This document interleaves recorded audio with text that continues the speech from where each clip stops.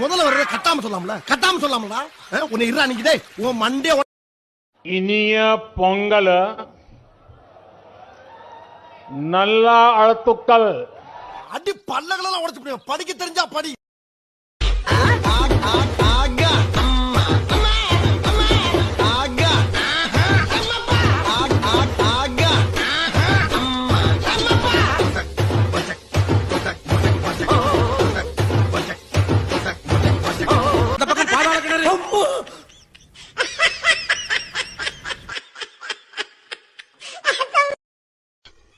அம்பி ஆத்துல எல்லாம் சவிக்கமா இருக்காளா? ஆத்துல வெள்ளம் வந்து செத்துக்கிட்டு